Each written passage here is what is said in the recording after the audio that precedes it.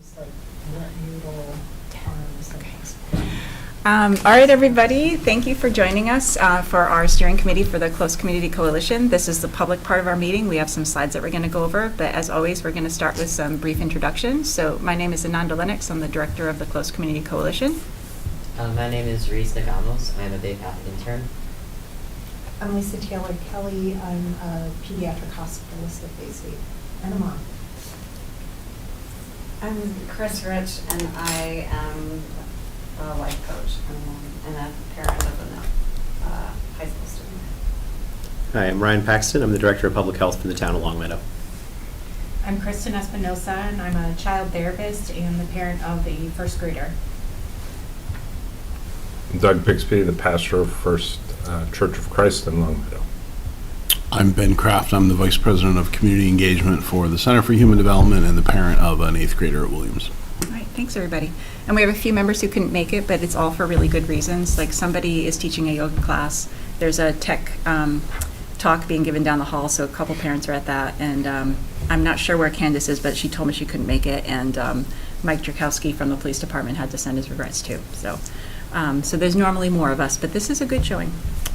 All right, so I just always like to start out for the community at large, just going over what the mission of the Close Community is all about, because I feel like getting our name out there is important. So the mission of the Close Community is to collaboratively initiate, coordinate, and sustain prevention and intervention efforts that reduce youth substance use and abuse within the town of Longmeadow. Close Community members work together to strengthen our community capacity to support positive youth development and reduce risky behaviors in a variety of ways, including increasing access and reducing barriers to protective factors, evaluating and monitoring risky behaviors among youth and sharing the data with the community, establishing and strengthening collaboration among local stakeholders, understanding the diversity of the community and striving to include all, facilitating collaborative fundraising, grant writing, and programming among coalition members, and researching evidence-based practices and sharing data, information, and resources. So for now, I'm going to do like a quick reel of some of our highlights and some of the events that are coming up for families, and also doing some data sharing from our latest school climate survey that we've been presenting to faculty. So first, I just wanted to mention that Nilda Irizarry, who does community outreach for the district, worked with Close Community Coalition to do a screening of screenagers. If you're not familiar with Screenagers, it's a documentary that came out a few years ago now, but it was a mother and doctor who wanted to just like look into like what are screens doing with our kids and how are they impacting them. So we had this, I think it was just last month, and on the stage you'll see me, we have the Williams health educator, Alex Baker, and then a parent, Kamal, and then two students from the STAND group, Liana and Joelle. And there was about 65 people in attendance. The picture in the corner is Nilda Irizarry, so she was our MC for the night and the one who coordinated this big event. The superintendent showed up for a little bit too. And I think the big takeaways we had from this is that Mr. Baker did offer some extra credit for students to attend, and they showed up and supported him. It was really great to see. There was some excellent questions about AI. There was a really interesting conversation about social media trends.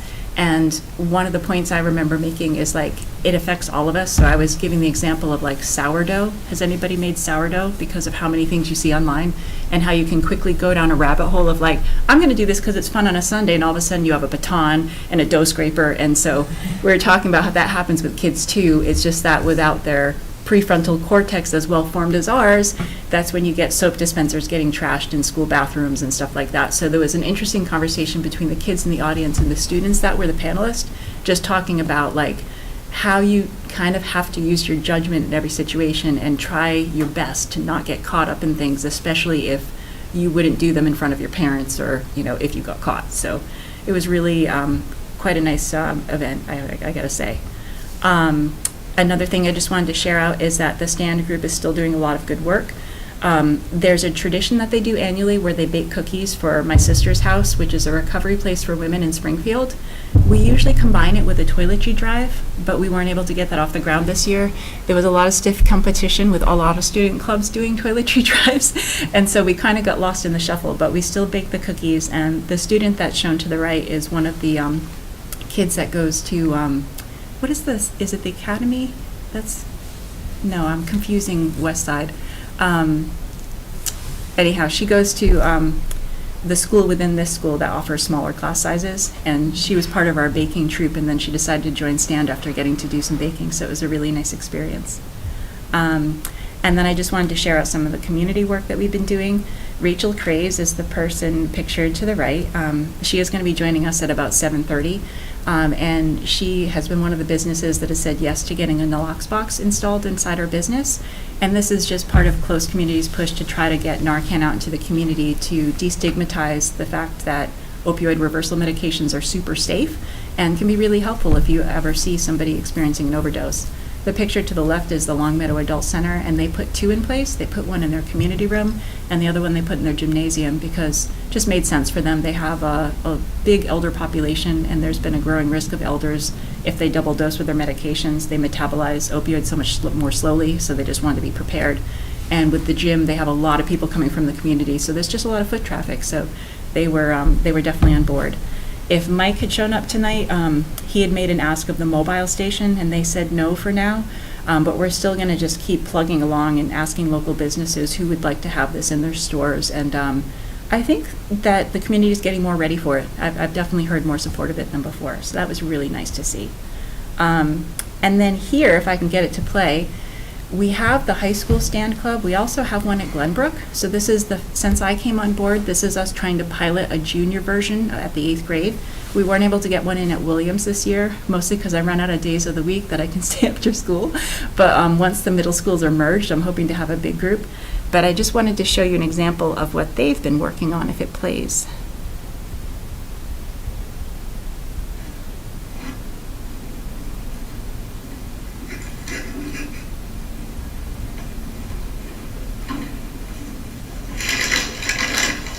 Why do you have so much food, you big back? No wonder you're so fat.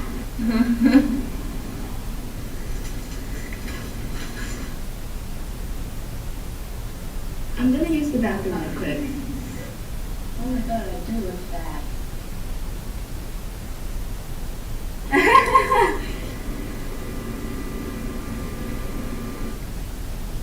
Oh.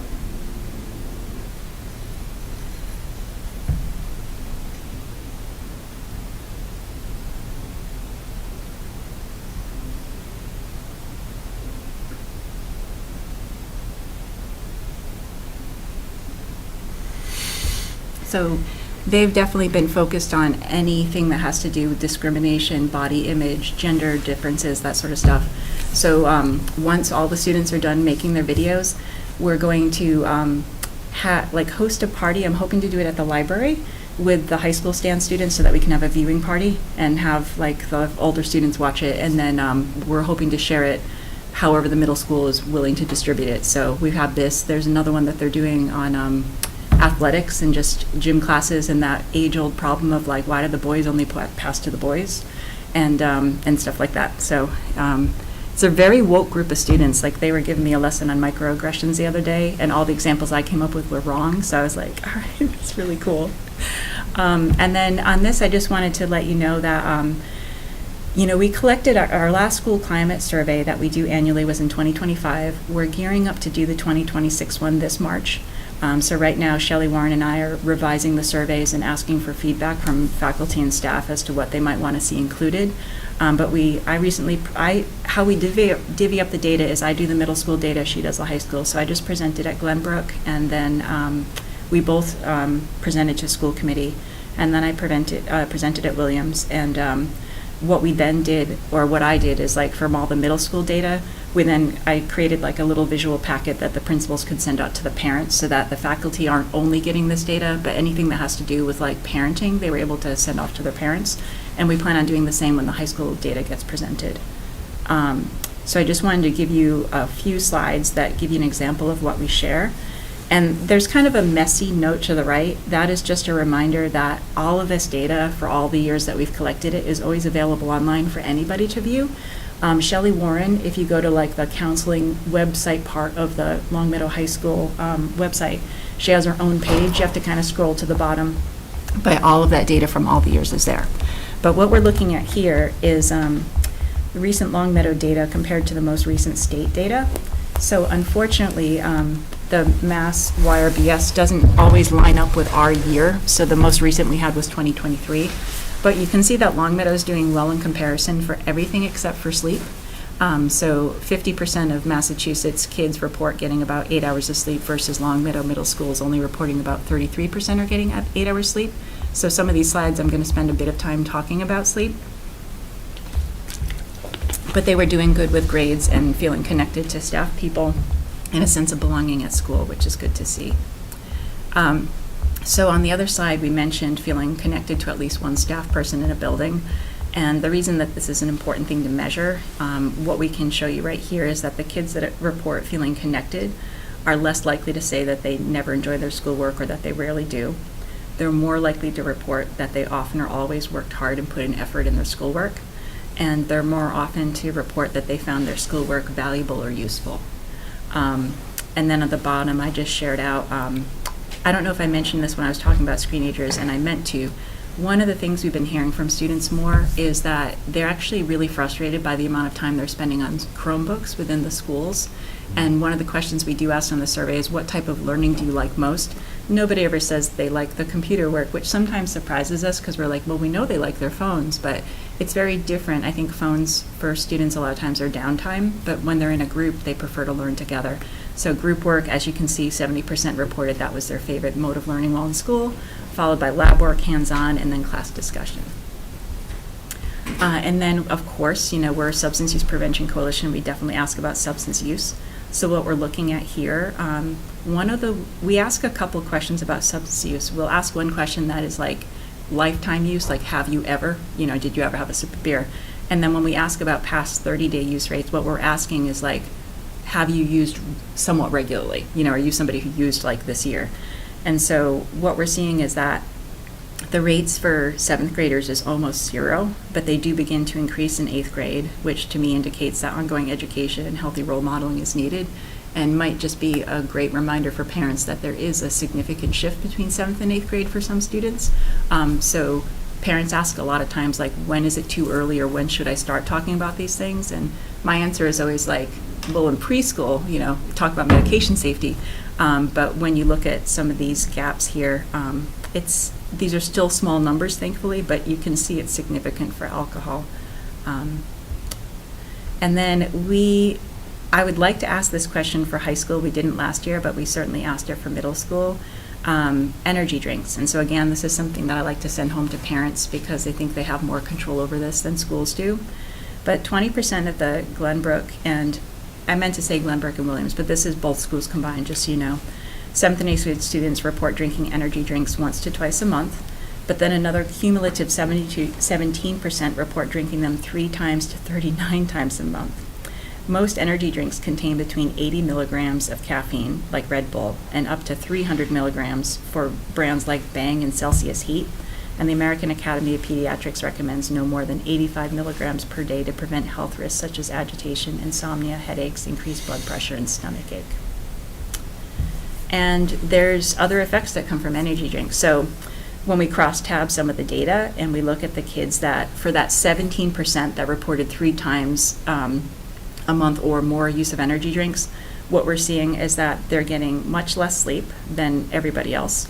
They're not getting as good of grades.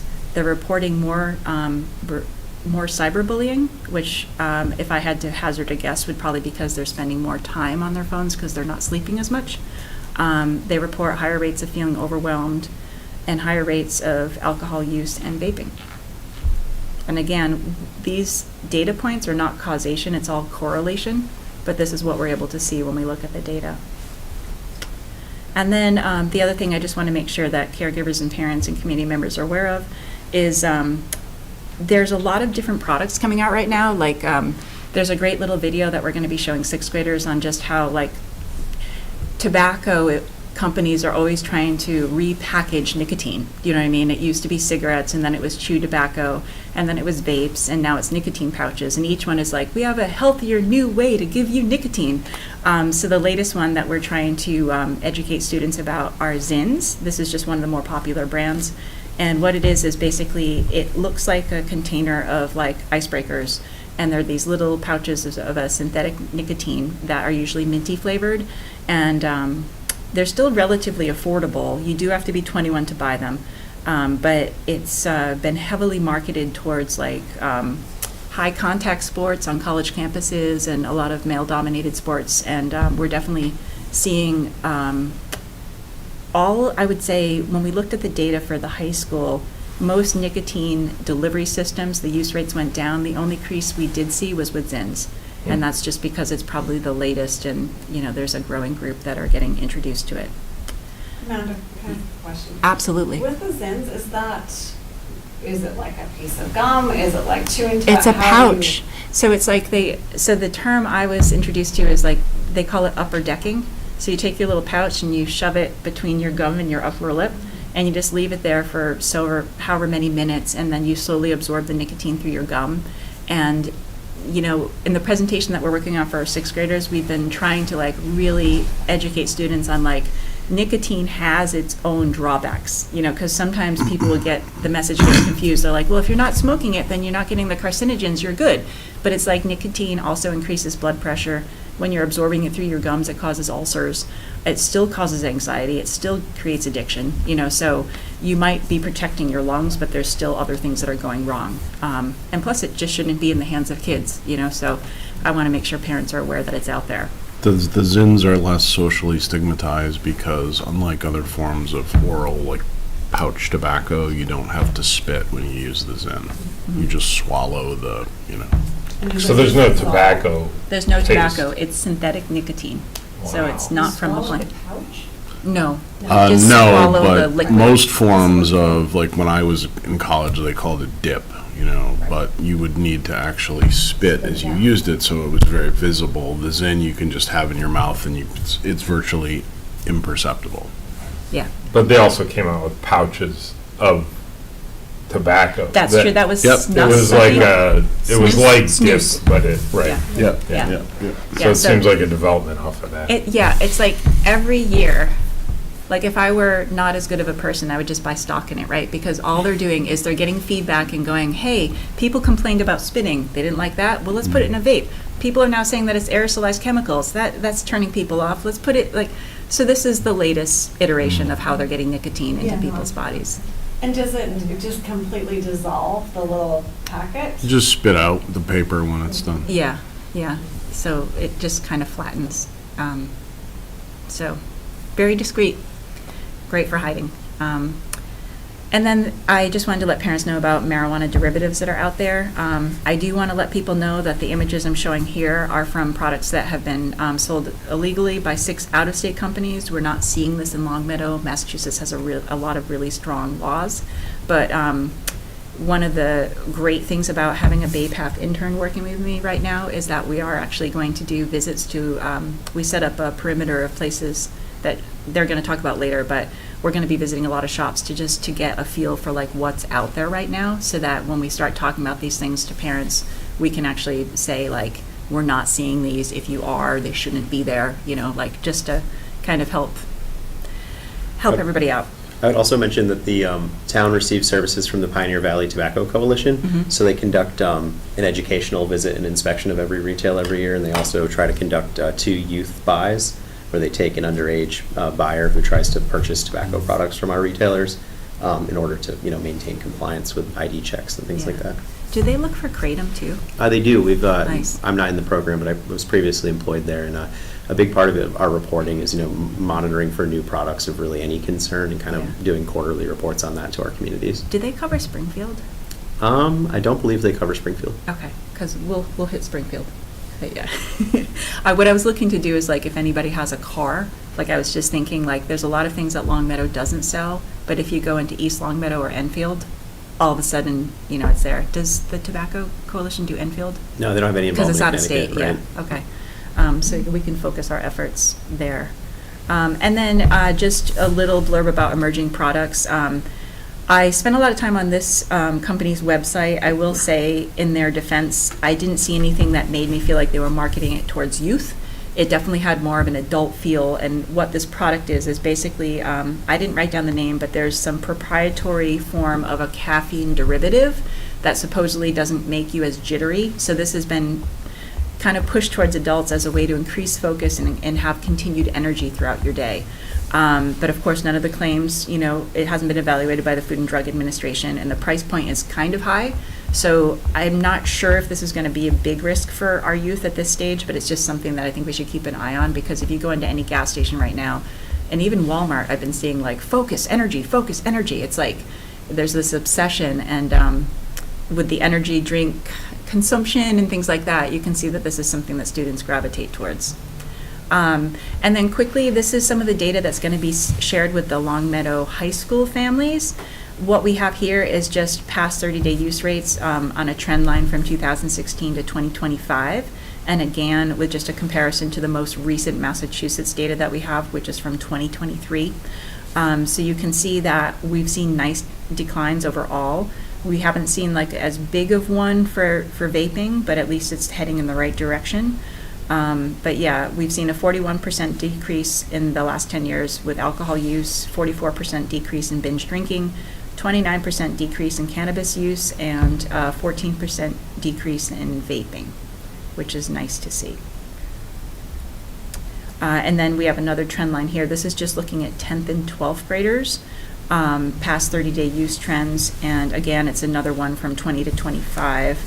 And there's one point of data missing. Oh, here we go. Alcohol, cannabis, and electronic nicotine delivery devices. So 12th grade alcohol is the red line, so it's gone down from about 50% in 2020 to 24% in 2025. 10th grade alcohol is the blue line, and it started at about 22%, is down to 9%. And the only one that seems to be ticking up at the moment is 12th grade cannabis use. So that's something that we need to keep an eye on. Again, another crosstabs on vaping. So self-reported vaping is linked to increased rates of self-reported alcohol use, cannabis use, and higher rates of anxiety, depression, and suicidality. So the chart just shows people who reported vaping in the past 30 days versus no vaping, and they are more likely to report using cannabis, more likely to report alcohol use, higher self-reported rates of depression, anxiety, slight decrease in getting A's and B's, and twice as likely to report feelings of suicidality. As somebody pointed out to me before, of course, there's always that, this isn't causation, and we do know that kids that try one substance are more likely to try another substance, so there's a bit of that going on there. But I think the one that concerns me the most is looking at anxiety and depression and suicidality with all those numbers. And drinking alcohol, this is not big news for anybody, but it's also linked to poor outcomes over a variety of measures. So we're seeing they're more likely to use cannabis, more likely to vape, higher rates of depression, higher rates of anxiety. Not a huge effect on grades, surprisingly, but an increased risk of self-reported feelings of suicidality. And then these are alcohol trends. We ask students who have reported drinking where they get it. So it's interesting that it almost breaks down into quarters. So we see 24% reporting that they get it from someone they knew who is of age, but another 22% report getting it from someone they know who is underage. 17% report like getting it home without their parents' permission, so on the down low. But then 22% do report that they get their alcohol from home with their parents' permission. So I think that's noteworthy, and might point to doing some more education around, the difference between adult alcohol use and underage alcohol use, and trying to promote, no alcohol use for teens if we could make that possible. And then the other thing that I'm looking to work on this year, especially around campaigns, is we're always looking at, this is just seniors, just because we also ask this question of younger students, and we also have data on them. But since almost all seniors are driving, it's a great question to ask them. So what I found interesting is that there's always higher reports of students reporting that they rode with an impaired driver. And I just think that that's a great area to promote some maybe skill building, because I think if I can remember what it felt like to be 16, if somebody had offered me a ride and they were somewhat impaired, it's really difficult to say no thanks. And even more difficult to say no thanks if it's like a relative, like how do you handle a situation like that? So, so these numbers aren't super high, but I'd say 10% saying that they've rode with an impaired driver is concerning. I'd like to see that the rates for reporting that they drove while impaired have gone down quite a bit. So that's good. I think there's been tons of education for decades over how dangerous it is to drive while impaired by alcohol. But I think some skill building around how to get out of a situation where the only ride you have is by an impaired driver would probably be really helpful. And so now that we collect the data and analyze it and disseminate it, one of the things that we do, working with our student groups and with the intern I have this year, is then we then take that data and we try to turn it into positive social norms. And Reese, actually, do you want to just talk about the process that you went through for this, like designing them? Yeah, so I just generally found like templates or bases of which I thought matched the data that Ananda gave me, and I crafted a marketing piece that I felt like would encourage students to follow the advice that the data I described. Yeah. So we kind of pick stuff each year that, so like there's two things that we do with this data. So sometimes what we want to do is social norming, where, like for example, we found that the middle school students, only about 2% of them are vaping right now, which is great, but 33% of them think that most kids are vaping. So we're like, oh, that's kind of a big discrepancy. Like, we don't want a third of students thinking that everybody's vaping when only 2% are. So sometimes we'll do a poster that just draws awareness to the fact that only like 98% of like Longmeadow middle school kids are not vaping. We might do something like that. But with the high school students, sometimes there's more pushback and it can be harder to social norm, especially when we only get about half the seniors to take the survey. Like it's really easy with the middle school because almost all the students take the survey. And so we can say with more confidence that 98% of you are or are not doing something. But with high school, especially since we know that use rates go up with seniors, if we're only getting half of them, it makes me feel like I can see why there's more pushback when we say, hey, 90% of you aren't doing this thing. And then they're like, well, my friends do. So part of what we focused on this year was like things that are just more pro-social in general. Like we all know we need more sleep. And so doing some posters that are like, and what are the benefits of it? And do you know that getting even just 1 extra hour makes a huge difference, and just trying to get that messaging out there. For the middle school, we had a lot of fun with these designs. We did some like GMO labels. We did some on stress. We did some on the energy drinks. And what I've been doing since Reese designed these is then when I meet with my 8th grade STAN students, or when I meet with the high school STAN students, I have them workshop it with me. So I've gotten some feedback. There was one I was really surprised that was on teachers who believe in you. They didn't like it. They're like they just didn't like the message at all. And I was like, don't you, like, I love that message, but I'm an adult, you know what I mean? So it's been really fun to hear what draws their eye, and what I think the feedback I get most of the time is they're like, that's a lot of information. So just trying to pare down the message so that it's something that can be hung on the wall, that they can take in and hopefully respond positively to, or at least get them thinking about what we're getting from their data. And this is just a couple more. These are for the high school. No, the one to the left is for the middle school. The one to the right is for the high school. So for example, the feedback I got so far on the poster to the right is that they like Find Your Why, but they didn't like You Do You. And I was like, okay, it's gone. You know what I mean? Because if the message or tagline isn't resonating, then why should we put it? And this is the first time I tried using language like the majority of LHS students versus giving a number. Because I found when I gave a number, then kids would get tied up on the number. They're like, 92%? Nah, I think people are lying. And so, but I think if you can say like, we can say with certainty that at least 54% of seniors are not drinking alcohol. And I'm not saying that's our data statistic, but like if you phrase it more as just sort of like, not everybody's doing it, and in fact, most of them aren't, they seem to take the information in better than arguing with a number. So we'll see how that goes. The other thing that we did, and I'm a little running over time, so I'm going to try to speed this up. We do SBIRT, which is screening and brief intervention and referral to treatment. This is something that Close Community doesn't do on our own. This is something that Shelley Warren and the nurse do, but then Close gets pulled in to help manage the students and do like the waiting room part of it.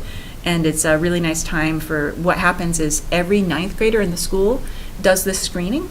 And it just asks a few questions about substance use. It asks questions about vaping, and it asks questions about, have you ever been a passenger in a car where somebody's been impaired? And so this just creates a nice baseline, and it helps the school know a little bit more about the freshman population as it comes in, and it helps inform the health ed teachers to see what kind of knowledge they might need to beef up in their curriculum.